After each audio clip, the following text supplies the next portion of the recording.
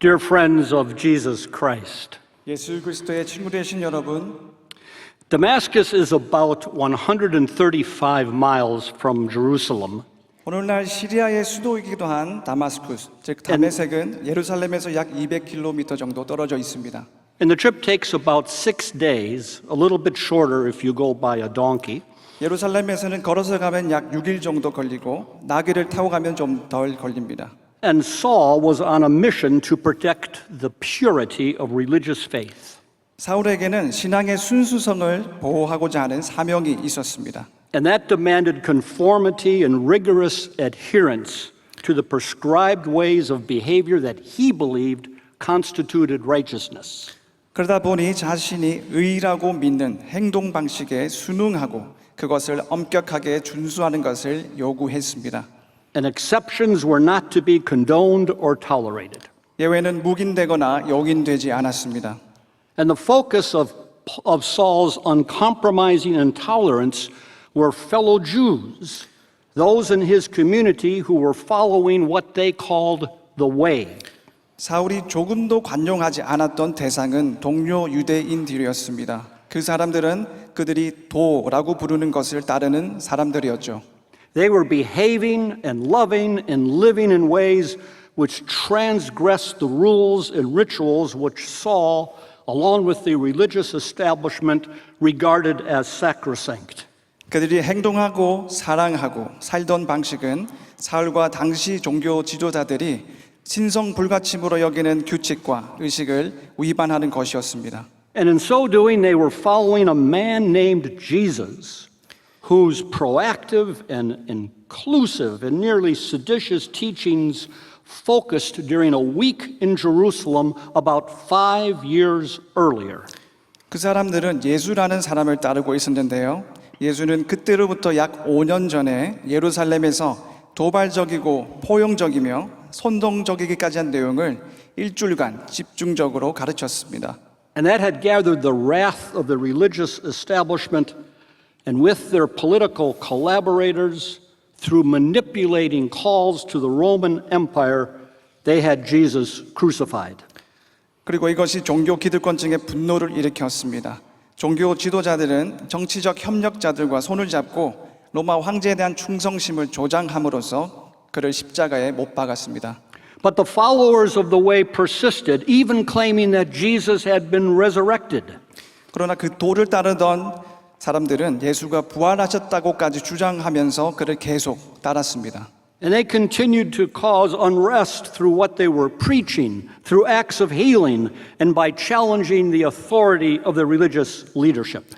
그들은 그들의 설교와 또 치유 행위를 통해서 그리고 종교 지도부에 대한 권위에 도전함으로써 계속 불안을 야기했습니다. So finally, the authorities cracked down on this dissent with floggings and imprisonment. 결국 당국은 이렇게 반대하는 사람들을 책찍질하고 투옥시키면서 단속했습니다. And Saul, who had come to Jerusalem to assist in this struggle to protect the purity of the faith, he eagerly took part. 믿음의 순수성을 지키기 위한 투쟁을 돕고자 예루살렘으로 올라왔던 사울도 여기에 열렬히 가담했습니다. When one of their leaders, Stephen, kept preaching with words that seemed like incitement, they had him stoned to death. 예수를 따른다는 사람들의 지도자 가운데 한 사람인 스데반이 선동하는 것처럼 보이는 말로 계속 설교를 하니까 그들은 그를 돌로 쳐서 죽였습니다. And those who threw those stones laid their coats at the feet of Saul, who stood by overseeing this persecution. 돌을 던졌던 사람들은 그 모든 일을 감당하고 있던 사울의 발 앞에 자신들의 옷을 벗어 두었습니다. So as a result, the followers of the way fled Jerusalem, not wanting to be victims of religious persecution. 그 도를 따르던 사람들은 종교 박해 희생자가 되기를 원하지 않았기 때문에 예루살렘을 떠났습니다. But they continued in their allegiance to Jesus. 그러나 그들은 예수님께 계속 충성했죠. They shared their message and their way of living, and synagogues in other cities were disrupted by their presence. 그런데 그들이 자신들의 메시지와 또 삶의 방식을 계속 나누고 다녔기 때문에 다른 도시에 있던 유대교 회당들도 곧 혼란에 빠지게 됩니다. And Saul would not stand for it. 사울은 그것을 용납할 수가 없었습니다. The scripture says he was breathing murderous threats. 성경에 의하면 살기가 등등했다고 하죠. So he got official sanction from the religious leadership, the high priest, to go after any of those in Damascus who belonged to the way. 그는 다말섹에서 그 도를 따르는 사람들을 쫓기 위해 종교 지도부, 즉 대제사장으로부터 승인을 받았습니다. With his accomplices, he would arrest them, tie them up, and take them on a 6-day forced march back to Jerusalem for their punishment. 사울은 자신의 동료들과 함께 그들을 체포해서 포박했고 그들을 처벌하기 위해 6일간 예루살렘으로 강제로 끌고 갔습니다. That's the background for the story which we heard read from Acts. 이것이 오늘 우리가 사도행전에서 들었던 이야기의 배경이 됩니다. And how can we describe what happens next? 이 후에 발생한 일들을 우리가 어떻게 설명할 수 있을까요? On the way to Damascus, Saul's vengeful, puritanical, self-righteous mission is dramatically and inexplicably intersected by the presence of the risen Christ. 다메섹으로 가는 길에서 복수심으로 가득하고 엄격하고 또 자기 의로 가득했던 사울은 부활하신 그리스도의 임재와 극적으로 맞닥뜨리게 됩니다. Suddenly, this story enters thin space. Like many mystical encounters, it's filled with blazing light and a voice. 이 이야기는 하늘과 땅의 경계가 얇아지는 공간, 즉 거룩한 공간으로 갑자기 들어갑니다. 수많은 신비로운 만남처럼 그 만남도 빛으로 가득 차 있습니다. Paul is shattered, thrown to the ground, and blinded. 사울은 큰 충격을 받아 땅에 쓰러졌고 또 눈도 멀었습니다. His whole world, his sense of security, his religious identity, his mission, his understanding of God, it all gets deconstructed and annihilated. 그가 누렸던 안정감, 종교적 정체성, 그의 사명, 하나님에 대한 그의 이해 등 그가 속했던 세계가 전부 해체되고 사라져 버렸습니다. And the voice asks, "Why are you persecuting me?"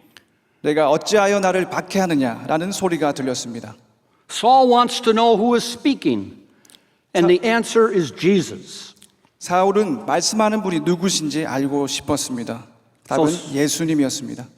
So Saul is then led blinded into Damascus and eats and drinks nothing for 3 days, trying to grasp what has happened.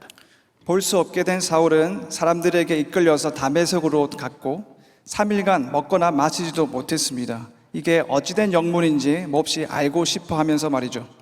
And it's Ananias who then confers God's liberating blessing and calling to Saul. 그 다음에 아나니아라는 사람이 해방시키시는 하나님의 축복과 소명을 사울에게 전합니다. And when Ananias does so, scales fall from Saul's eyes that were blinded, and Saul sees. 아나니아가 사울을 찾아갔을 때 빛 때문에 눈이 멀었던 사울의 눈에서 비늘 같은 것이 떨어져 나갔고 사울은 이제 다시 볼 수 있었습니다. Now, what do we make of this story? 이 이야기를 어떻게 이해하겠습니까? What is the word that might address our pilgrimage of faith? 믿음의 순례길에 있는 우리에게 주시는 메시지는 무엇일까요? What might this say to you at Munson Presbyterian Church? 명선교회 주시는 말씀은 무엇일까요? What might this say to the wider church's witness to the world? 교회가 세상의 증인이 되는 것에 대해 이 이야기는 무슨 말씀을 하고 있습니까?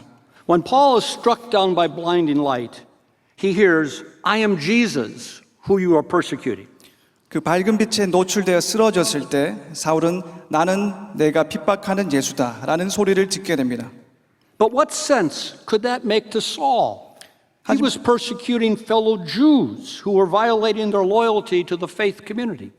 하지만 그 말이 사울에게 어떤 의미였을까요? 그는 자신의 신앙 공동체를 배신한 동료 유대인들을 박해하고 있었지 않습니까? But persecuting Jesus? 하지만 예수님을 핍박한다니 무슨 말일까요? Now, this happens in the early days of the emerging church. The followers had not even yet been called Christians. 이 사건은 예수를 따르던 사람들이 아직 기독교인이라고 불리기도 전에 이제 막 일어서고 있던 교회 초기에 일어났습니다. And yet, this is an astonishing declaration of the inherent unity and belonging of those in this emerging church to one another, and that the risen Christ is present in solidarity with them. 나는 내가 핍박하는 예수다라는 말은 이제 막 생겨나던 교회에 있는 사람들이 본질적으로 하나 되고 서로에게 속겠다는 것과 그리고 부활하신 그리스도가 그들과 연대하신다는 놀라운 사실을 선언합니다. Their suffering is the suffering of Jesus. And their belonging to one another is indissoluble because Christ was actually present in their life together. 그들의 고통이 곧 예수님의 고통인 것이었습니다. 그들은 자신이 서로에게 속겠다는 것에 확고했고 그리스도께서 실제로 그들의 삶에 함께 계셨기 때문입니다. In those 3 days when Saul was blind, he was struggling to understand what this meant, and so should we. 사울은 눈이 멀었던 그 3일 동안 이것이 무엇을 뜻하는지 깨닫고자 힘썼습니다. 우리도 그렇게 해야 합니다. Let me be personal and direct with you. 개인적이고 단도직입적인 말씀입니다만 Today, the global body of Christ is severed and splintered into factions, sometimes at war with each other. 오늘날 그리스도의 몸은 단절되고 분파로 나뉘었고 때로는 서로 전쟁을 치르고 있습니다. Experts say, listen to this, that now there are 45,000 separate denominations in the world. 전문가들에 의하면 오늘날 전 세계에 4만 5천 개의 교단이 있다고 합니다. Often they are created by those who are on a purity campaign to protect their faith against others whom they see as less righteous. 이렇게 분파로 나뉘는 일은 자신들보다 덜 의롭다고 생각되는 다른 사람들로부터 자신의 신앙을 지키기 위해 순결 운동을 하는 사람들이 만들어낸 것입니다. In the global church, we are losing all sense of what it means for Christ to actually be fully identified and present with all those who belong to his body. 오늘날 세계 교회는 그리스도께서 실제로 그의 몸에 속한 모든 사람과 온전히 연대하시고 함께 계시다는 것이 무엇을 의미하는지 감을 못 잡고 있습니다. Some believe they can sever ties with brothers and sisters in self-righteous certainty and with impunity, but in truth they are severing Christ's body. 어떤 사람들은 그들이 독선적으로 그리고 별 탈 없이 형제 자매들과 관계를 끊을 수 있다고 믿습니다. 사실 그들은 그리스도의 몸을 절단하고 있는데도 말이죠. As you know, I'm in Seoul with colleagues from around the world in cooperation with your lead pastor, Reverend Hana Kim, to further the work of the Global Christian Forum. 지금 저는 김하나 담임 목사님과 협력하여 이 국제 기독교 포럼이라는 사역을 좀 더 심화시키기 위해 세계 도처에서 오신 다른 여러분들과 함께 서울에 와 있습니다. It's an important initiative to build the unity of the body of Christ as commanded and prayed for by our Lord. 이것은 우리 주님이 명령하시고 기도하신 것으로서 그리스도의 몸을 하나로 이루고자 하는 것이 중요한 동기입니다. And listen, our faith can be enriched by Christians from other traditions. 우리의 신앙은 다른 기독교 전통으로 인해 더욱 풍성해질 수 있습니다. For instance, take the Orthodox tradition. During Easter, the Orthodox greet each other by saying, Christ is risen, and the response, He is risen indeed. 예를 들면 동방 종교의 전통에 있는 사람들은 부활절에 그리스도께서 부활하셨습니다 라고 서로 인사를 하고 그는 진실로 부활하셨습니다 라고 화답을 합니다. But then sometimes they add, I can see Him in your face. 근데 때로는 그 사람들 중에 어떤 분들은 당신의 얼굴에서 주님을 봅니다 라고 합니다. What if we greeted one another at Munsun that way? I can see Him in your face. 당신의 얼굴에서 주님을 봅니다 라고 우리 명성교회에서 서로 그렇게 인사하면 어떨까요? What if we can even greet those whom we feel are enemies with those words? 우리의 원수라고 느껴지는 사람들과도 이런 말로 서로 인사하면 어떨까요? And think about this. What if Ukrainian Orthodox soldiers today and Russian Orthodox soldiers could step back from their guns and greet one another with those words, I can see him in your face. 생각해 보십시오. 우크라이나 정교의 군인들과 러시아 정교의 군인들이 서로 총을 내려놓고 당신의 얼굴에서 주님을 봅니다 라는 이런 인사말로 서로 인사하면 어떨까요? This brutal war couldn't continue. 그렇게 인사한다면 이 잔혹한 전쟁은 계속되지 않을 것입니다. The resurrection of Jesus Christ proclaims that the power and violence of empires, the dehumanizing logic of war, can be overcome by the triumph of God's love over sin and death. 예수 그리스도의 부활은 죄와 죽음을 이기신 하나님 사랑의 승리로 인해 제국들의 힘과 폭력, 전쟁이라는 비인간적인 논리가 극복될 수 있음을 선언합니다. It may seem like a faint hope, but it is in the end our only hope. 그것은 아직 신락 같은 희망처럼 보일지 모르지만 그것이 우리의 유일한 희망입니다. And when the scales fell off of Saul's eyes, what did he see? 사울의 눈에서 비늘 같은 것이 떨어져 나갔을 때 사울은 무엇을 보았나요? He saw who Jesus was. 그는 예수님이 누구신지 보았습니다. And he saw how God's love was breaking into the world through the presence of this risen Christ in ways he could never have imagined. 그리고 그는 이 부활하신 그리스도를 통해 하나님의 사랑이 그가 상상도 하지 못했던 방식으로 세상에 침입하고 있음을 보았습니다. No longer was the world neatly divided between the righteous and unrighteous. 세상은 더 이상 불의한 자와 의로운 자로 깔끔하게 나뉘지 않았습니다. He saw how all he had done to construct a self-righteous religious identity that justified the persecution of others, how all that was a sham. 그는 타인에 대한 자신의 박해를 정당화하는 독선적인 종교적 정체성을 가지고 있었는데 그러한 정체성을 구축하기 위해 자신이 저지른 모든 일을 되돌아보게 되었습니다. He saw how divisions between groups were shattered by the power of the love of God seen in the risen Christ. 그는 집단들 사이의 분열이 정당하다고 여겼지만 그러한 분열이 부활한 그리스도 안에서 보이는 이 하나님의 사랑의 힘에 의해 산상조각이 난다는 것을 알게 되었습니다. Later he would write in what we read in Galatians that there is no longer Jew and Greek, nor slave and free, nor male and female, for all are one in Christ. That's what he saw. 나중에 그는 교회에서 세례를 베풀 때 사용했을 법한 글을 갈라디아서에 썼는데요. 그 글에서 그는 더 이상 유대인과 헬라인은 없고 노예와 자유민도 없고 남성과 여성도 없으며 모두가 그리스도 안에 하나라고 썼습니다. This was Saul being encountered by the love of God through Christ and being transformed. He saw the world differently. 이것이 그가 본 것이고 그리스도를 통해 하나님의 사랑을 접하면서 그가 변하게 된 것이죠. And that's what it means to be in Christ. 그게 바로 그리스도 안에 있다라는 말의 의미입니다.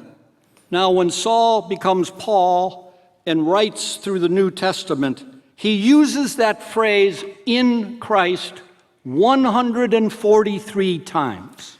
사도 바울이 그 자신이 쓴 여러 바울 서신에서 그리스도 안에서라는 구절을 143번이나 사용합니다. And the meaning does not just apply to the individual. 그리고 그 의미는 개인에게만 적용되는 것이 아니죠. 40 years ago, John Stott, the famous Christian author, gave a talk in Washington, D.C., and he said this. 40년 전에 유명한 기독교 작가이자 목사인 존 스토트는 워싱턴 DC에서 열린 강연에서 이렇게 말했습니다. The term in Christ has a collective as well as an individual implication. It means being related to the messianic community he came to build. 그리스도 안에서라는 용어는 개인적인 의미뿐만 아니라 집단적인 의미도 가지고 있습니다. 그것은 예수께서 건설하기 위해 오신 메시아 공동체와 관련이 있다는 것을 의미합니다. Indeed, it is not possible to belong to Christ without simultaneously belonging to this community. 사실 그 메시아 공동체에 속하지 않고서는 그분에게 속할 수는 없습니다.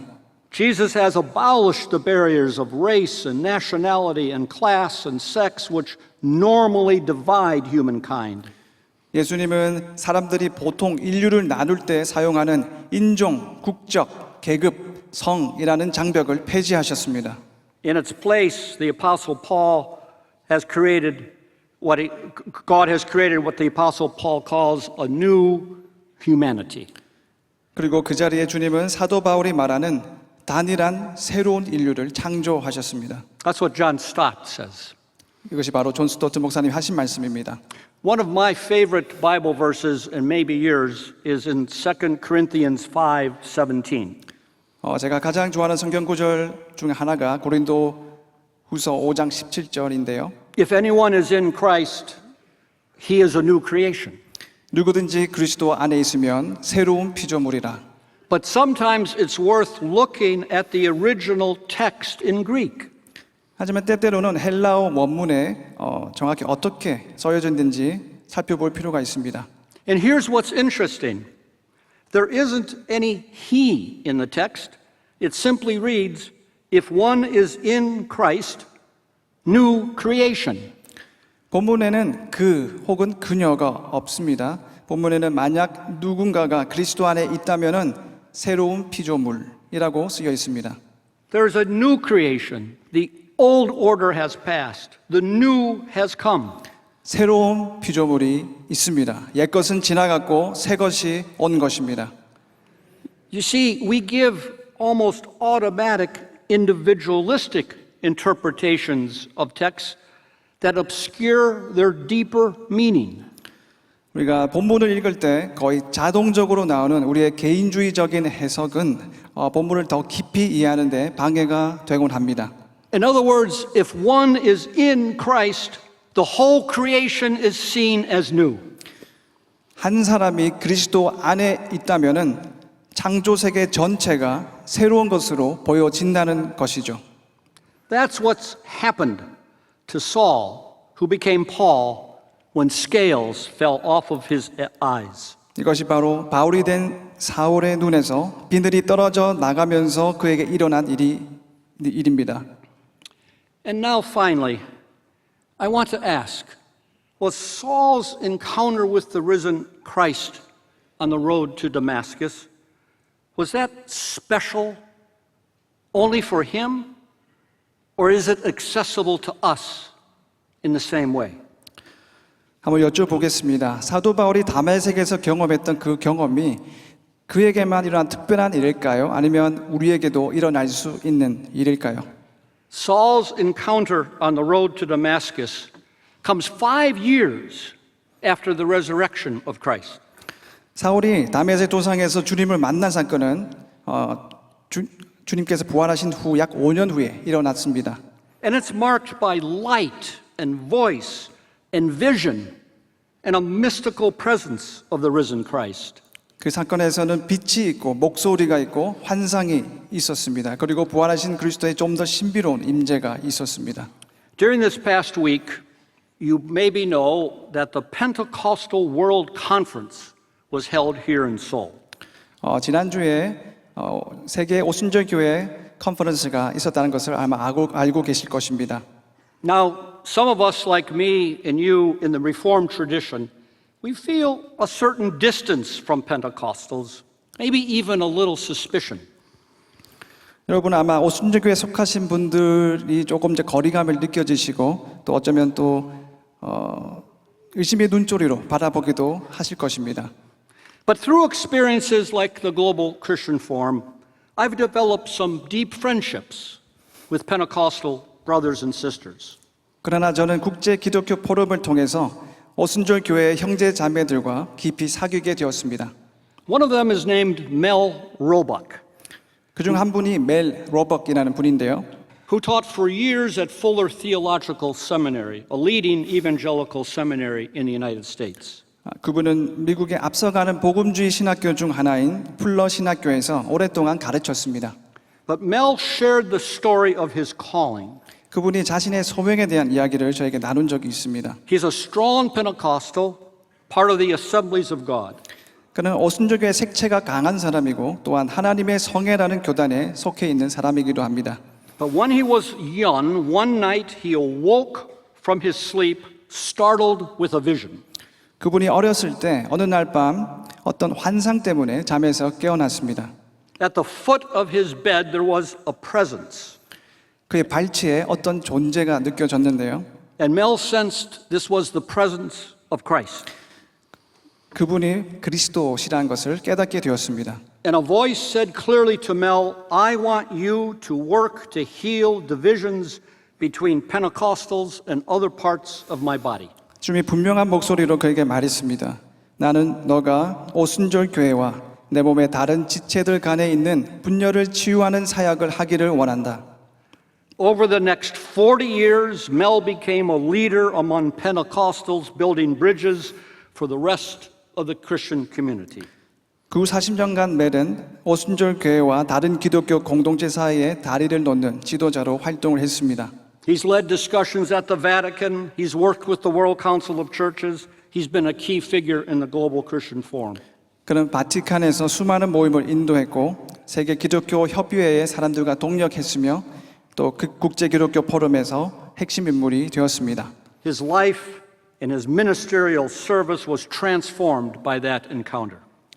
그의 삶과 사역은 바로 그 만남으로 인해 바뀌었습니다. How many more countless stories are there like this in the history of the church and perhaps even in your life? 교회사에서 또 여러분의 삶에서 이와 같은 이야기가 얼마나 더 많을까요? You may not have stories as dramatic as being blinded by light and overwhelmed by a voice, but I think many of us have been touched by encounters which we can only explain as revealing the presence of the risen Christ. 여러분은 강력한 빛으로 눈이 멀거나 임재하신 예수님의 목소리에 압도당하는 그런 극적인 경험을 하지 못했을 수도 있습니다. 하지만 우리 중 많은 사람은 부활하신 그리스도의 임재라고 설명할 수밖에 없는 신비한 만남을 통해 감동을 받았습니다. In my Christian journey, and I believe in yours, we want to be touched by the power of God's love through the risen Christ. Be touched by it in this life, in this world, overcoming the power of sin and death. 저는 저의 기독교 여정에서 알고 경험하길 원하는 것이 있습니다. 부활하신 그리스도를 통해 이 세상에서, 이 생에서 하나님 사랑의 능력을 알고 경험하고 또 죄와 사망의 권세를 이기는 경험을 하기를 원합니다. Don't you want those scales to fall off and to see the world through new eyes? 여러분도 여러분의 눈에서 비늘이 떨어져 나가고 새로운 눈으로 세상을 바라보길 원하지 않으십니까? We may be on our road to Damascus even after years of following Jesus. 우리는 수십 년간 예수님을 따랐음에도 불구하고 여전히 다메섹으로 가는 길에 있을 수도 있습니다.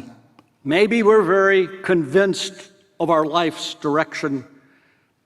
Maybe we've gotten letters of authority we need, degrees, positions, publications, profits, acclaim, achievement.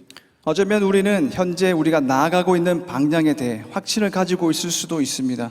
우리는 우리의 학위나 직위, 우리가 출판한 책, 우리가 얻은 이익과 칭찬, 우리가 이루어낸 성취와 같은 것들을 우리의 위임장으로 가지고 있을 수도 있습니다. Maybe we feel we've earned and deserve what we've got and who we are. 우리는 우리가 얻은 것과 지금 우리가 있는 위치에 대해서 스스로 받을 자격이 있다고 느낄지도 모르겠습니다. Maybe we feel a certain righteousness and purity that separates us from others.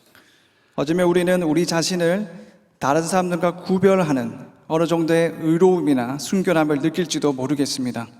Maybe we feel we're confident and in control. 어쩌면 우리는 우리가 모든 일을 통제하고 있다고 확신하고 있을지도 모르겠습니다. I know in my culture, perhaps in yours, it's so easy to find ourselves in that place. 저의 문화권에서 또 어쩌면 여러분의 문화권에서 우리가 그렇게 생각하기가 매우 쉬운 것 같습니다. But what if the presence of the risen Christ unexpectedly enters and intersects our life again? 그런데 부활하신 그리스도의 임재가 느닷없이 우리의 삶을 다시 가로지르면 어떨까요?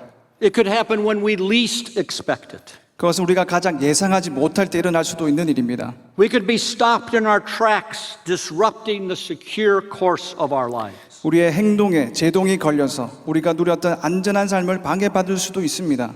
Those external achievements which we cling to for our identity might suddenly seem for naught. 우리가 우리의 정체성으로 붙잡고 있던 외적인 성과들은 어느 날 한순간에 헛수고처럼 보일지도 모릅니다. Maybe it's sickness or failure or betrayal that suddenly corrode our confidence and our self-righteousness. 질병과 실패와 배신이 우리의 자신감과 자기를 한순간에 부식시킬 수도 있습니다. Maybe we feel like we're blinded with no clear vision of what to do or where to go. 어쩌면 우리는 마치 눈이 먼 것처럼 우리가 무엇을 해야 하는지 어디로 가야 하는지에 대한 명확한 비전이 안 보인다고 느낄 수도 있습니다. We could be experiencing the death of our false self. 우리는 우리의 거짓된 자의 죽음을 경험할 수도 있습니다. And if so, we may be stepping into the deepest meaning of our faith journey with Christ. 만약 그렇다면 우리는 우리의 신앙 여정의 가장 깊은 의미에 발을 들여놓은 것일지도 모르겠습니다. My friends, God's job description is to bring life out of death. 성도 여러분, 하나님이 하시는 일은 죽음에서 생명을 일으키는 일입니다. That is what God will do even if you find yourself in a shattering Damascus Road experience. 여러분이 충격적인 다메섹 경험을 하게 되시더라도 하나님은 그 일, 즉 생명을 일으키는 일을 하실 것입니다. You may find scales falling off your eyes as you see the world in new revealing ways. 여러분의 눈에서 비늘이 떨어져 나가 세상을 새롭게 보게 될 수도 있을 것입니다. You may hear a liberating word from another in your church, your faith community, like when Ananias spoke to Saul.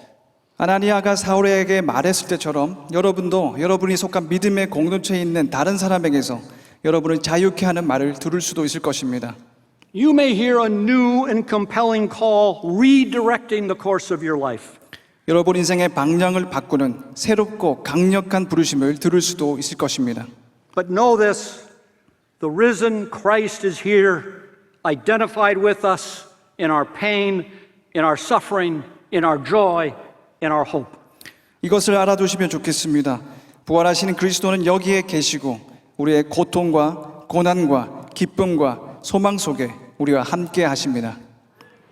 And because of that presence, whether encountered in light or voice or vision or song or sacrament or silence, we know that God continues to bring life out of death. 빛을 통해서든 목소리를 통해서든 환상을 통해서든 찬양을 통해서든 성찬식을 통해서든 침묵을 통해서든 우리가 경험하는 주님의 그 임재 때문에 우리는 하나님께서 죽음 가운데서도 생명을 일으키고 계신다는 것을 알고 있습니다. Amen. In the name of the Father, the Son, and the Holy Ghost. Amen. 성부, 성자, 성령의 이름으로 이 말씀을 여러분에게 전합니다. 아멘.